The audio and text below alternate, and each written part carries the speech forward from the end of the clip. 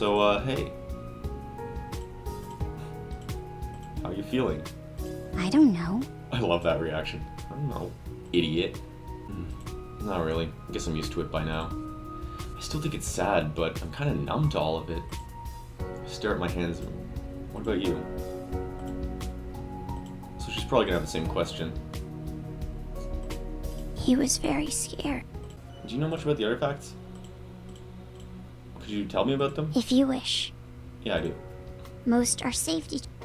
Anyway. Sophia is sad.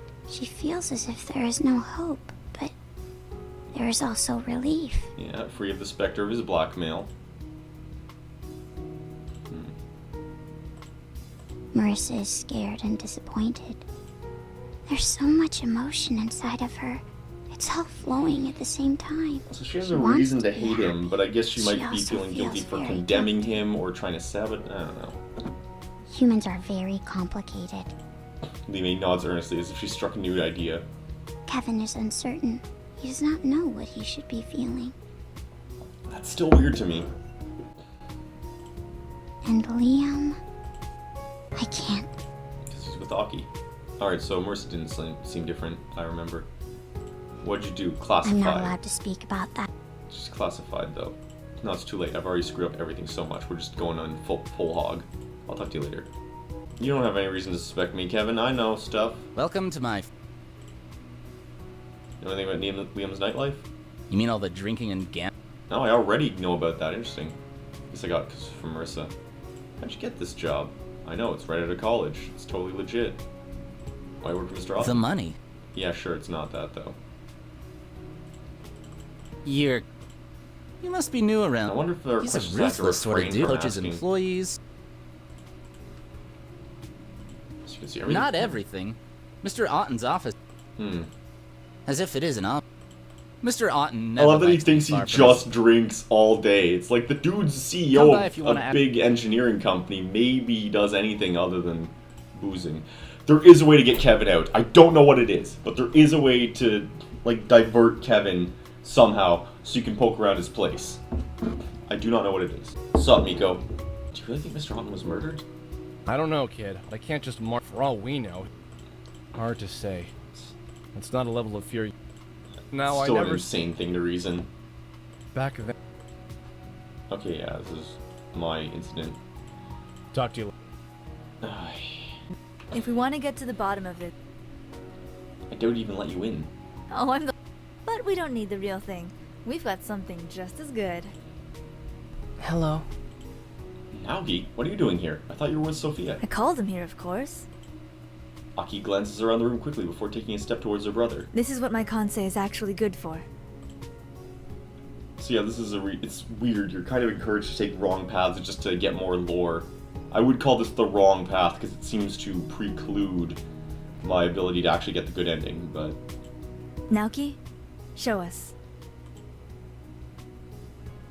The world around me fades to black for a moment and I find myself standing in a luxurious office. The world looks a little warmer and softer than I'm used to. It's kind of surreal. On the ground before me is a dead body. Mr. Otten, I assume. Are we in the office? Of course not. We're still in the main lobby. You're looking at Naoki's memory right now. My Kansei allows me to share the thoughts of whoever I touch. Okay, so what do we do now? Also, that's amazing. That means that she has like a mind reading thing, but it only works on other Kansei users, so it's not that great. Have a look around, of course. Does anything look suspicious? Some sort of alcohol. I guess cognac by the color. Yeah. Notice that you don't get to do this when you're the one in the room. The ice in the glass hasn't melted yet, which means Mr. Otten was drinking this right before he died. Maybe he was poisoned. If I were in the real office, I'd be able to read Mr. Otten's final moments. Fortunately, I'm not in the real office. Judging by his skin color, I'd agree with Detective Gursky. This guy was poisoned. Today's newspaper. Fancy scrolls, Chinese calligraphy. I have no idea what it says. Well, then why isn't Li Mei here? A lot of books. I think it's an encyclopedia set. A very comfortable looking chair befitting an executive officer. A phone that's actually plugged into the wall. I suppose a landline is still more secure and reliable. Some drawers, too bad I can't get a look inside. Not that you could anyway. I wonder why people instinctively search for their home whenever they see a map. Maybe we're searching for a feeling of belonging. Well, I found Edgewater for what it's worth. Fancy, yeah.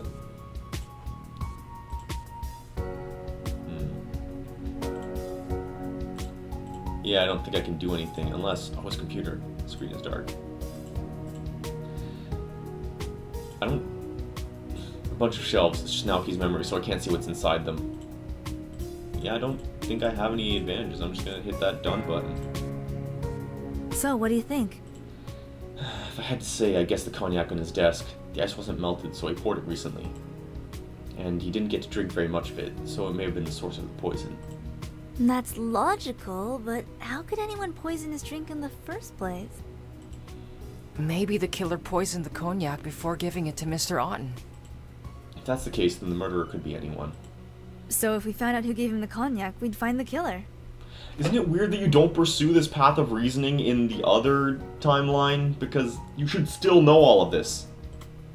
In fact, Miko should be the one bringing it up. I guess just have to figure out who bought it. Sophia probably knows who's given him gifts lately. Interesting. Anything else we were speaking about? Well, he did mention that That's not exactly news. it sure makes poisoning. You and the others are I criminals, see huh? Miko has been... Explore as much of the house as I can. But? I haven't gotten a good look at the security room. Kevin's always in there and you don't want to... Yeah. Good point.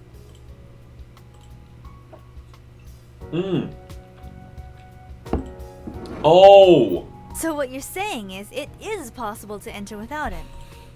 You just said that we could get it if we had a code. Oh. Oh! Right! I'm pretty sure she already did.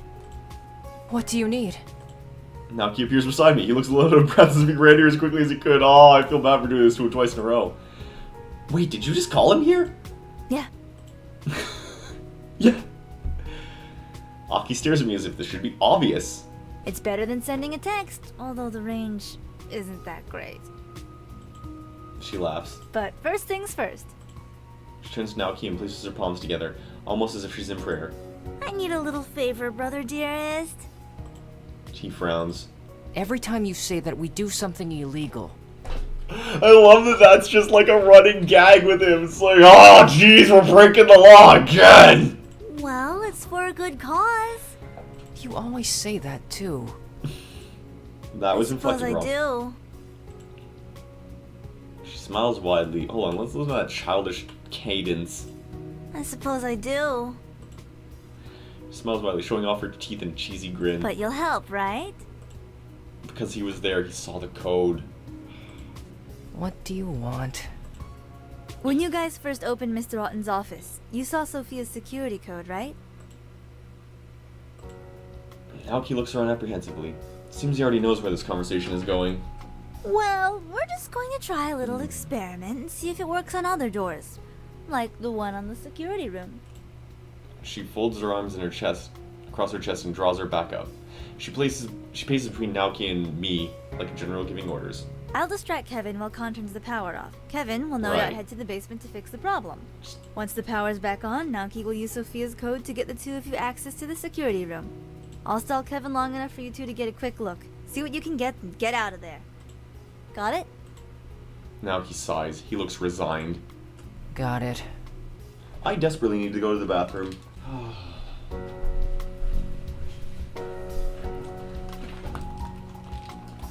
I also desperately need a haircut, but I'm only a man.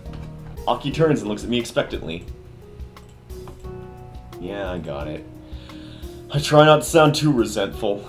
It's not an entirely terrible plan, but I don't like having Aki boss me around. Good. Then wait for my signal. He strides down the hallway and knocks on the door to the security room. After a few moments, Kevin opens it and lets her inside. Yeah, I guess she has to be the one running distraction because she's got the Kansei for it. And Naoki has to be not going downstairs because he's a suck. Alright, Con, you're up. As soon as Aki starts speaking, I turn and walk down the hallway with long, quick strides. I hurry past the rows of doors and I quickly make my way down to the basement. Once I arrive at the basement, I flip all the switches off. The room plunges into darkness. Good job. Now get out and quick. I race up the stairs and duck into the bathroom. Outside, I can hear muffled voices. Aki is talking to Kevin about something as she follows him down to the basement. After a few seconds, the lights flicker back on. At the same time, I hear the basement door slam shut. Alright, guys, get going.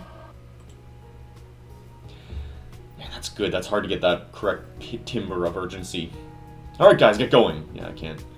I don't know, it's weird. Even though I'm okay with just, like, voice acting, I can do Natsuki's shrill, but I feel like it's too cringy when I try to do urgency. I have a psychic block against doing some of those intense, those hectic emotions. So that's something I'll have to overcome. I crack the door to the bathroom open slowly. In the hallway, Naoki is already busy punching in a string of numbers into the security pad. His fingers race over the buttons, tapping each one in an even rhythm. The box beeps softly and the door opens. Two of us leap through it and begin our search into the meager contents of the security room. Map of the first floor. Basement's pretty small. All upstairs, Mr. Otten's office, a few bedrooms. Inside the computer inspector looks like it was custom built. There's nothing suspicious about it. Yellow bit of cardboard sandwiched between the computer and the glass desk. What's this? Pulled out gently. It's a folder stuffed with papers. This looks promising. Naoki, we're out of time. Get out of there. Whoops! I roll up the papers and stuff them under my shirt. Naoki and I make a mad dash for the... Wait, hold on. Let me... Since I have this power now. Someone's bedroom. Oh, I can look at all sorts of stuff. All I get is a couch in Naoki's apartment. Mr. Otten's collection of expensive things that break easily. That's the living room. In the basement, I get the feeling I'm a lame person. Just been there in a while. I think that's the upstairs hallway. Main staircase, not much is going on. Stairs leading to the basement. Looks like the coast is clear for now, but Kevin might be back any minute. Downstairs hallway, kitchen, not much going on in there. It's a bunch of computer files that are probably not important. A bunch of lines of code, I can't understand any of it. Main entrance. Road that leads to this house, there are a lot of trees outside. Normal computer keyboard. Normal mouse. Fairly standard office chair. Sort of recording a device. Wow, fun that's actually attached to a wall. Alright. Alright, grab that shit.